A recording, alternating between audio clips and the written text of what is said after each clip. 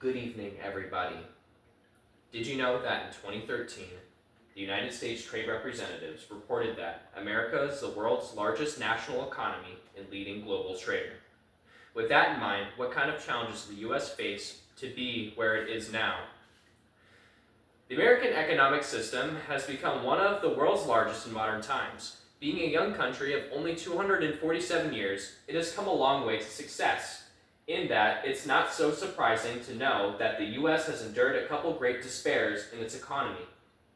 Today we will discuss the recessions in the past American century and how the U.S. as a country learned and changed from them. I will be talking specifically about the Great Depression of 1929, the housing crisis of 2007, and the COVID-19 recession of 2020. I can relate to this topic because I have attained useful knowledge about economic systems through a banking class, and I have also lived through the COVID-19 recession. The Great Depression, occurring between the years 1929 through 1939, had one of the most seismic economic effects on the U.S. and changed a lot of legislation. What caused it? Causes of the Depression are attributed mostly to the stock market crash of 1929, as well as national financial crises in the early 30s.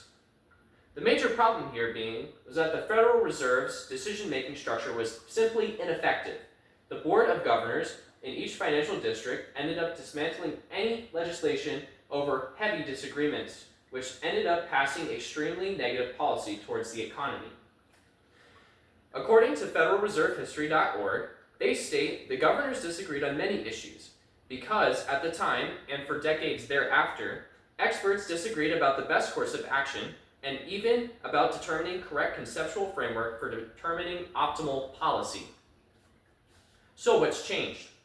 Some congressional decisions were made to transfer some of the Federal Reserve's responsibility to the Treasury Department and other federal agencies, as well as passing acts such as the Emergency Banking Act of 1932 and Banking Acts of 1933 and 35 help distribute the powers of the Federal Reserve. With one of the first major economic disasters in U.S. history, the U.S. has learned to better distribute control of federal reserves. The housing crisis lasts from 2007 to 2009, during which it had a major impact on the housing market and overall GDP. What caused it? Well, the expansion of the U.S. housing market in the early 2000s, which includes credit and construction, with banks and mortgage lenders becoming increasingly more predatory with lending practices. This caused a housing bubble, which in turn, along with a market crash, initiated mass crisis. The major problem here was that banks and lenders were excessively lending to otherwise unqualified borrowers, creating massive losses in mortgage-related assets that financially devastated many large institutions. FederalReserveHistory.org states, the large declines in home prices were viewed as likely to lead to an increase in mortgage defaults and higher losses to holders of such securities. Federal Reserve History also reports a GDP drop of 4.3%.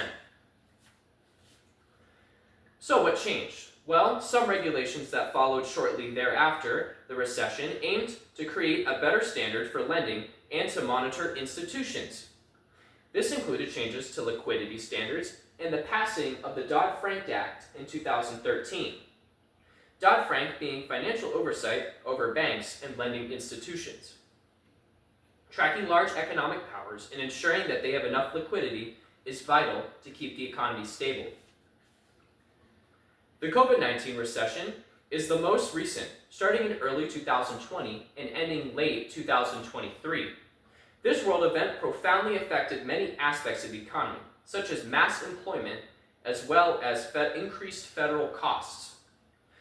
What caused it? The SARS-CoV-2 virus, also known as COVID-19, was a large-scale pandemic that caused mass lockdowns and sickness all across the world.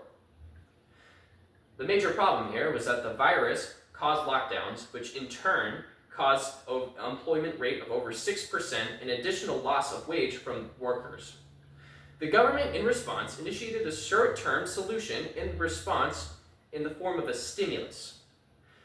This increased federal debt due to forcing the government to liquidize monetary assets to supply such a large demand. WorldBank.org states, the short-term government responses to the pandemic were extraordinarily swift and encompassing. Governments embraced many policy tools that either were entirely unprecedented or had never been used on this scale before. So, what changed? Well, the crisis response initiated many questions regarding the precautions taken against such a hard-to-predict and control global crisis in the future. The unpredictable constructs economic disaster in general, and is more difficult to deal with for the government. The only guarantee is gradual repair, which is what we see here in 2024. Through all these financial deficits, the US economy has shown to always prevail against the problems thrown at it. Even being a youthful country, it has still stood at the top of the world's economy, even after enduring economic recessions such as the Great Depression of 1929, the housing crisis of 2007, and the COVID-19 recession of 2020. Considering the significant downturns that affected the U.S. economy, a quote from Ben S. Bernanke, former chair of the Federal Reserve, highlights this thesis well. He remarks, history has demonstrated time and again the inherent resilience and recuperative powers of the American economy. Thank you.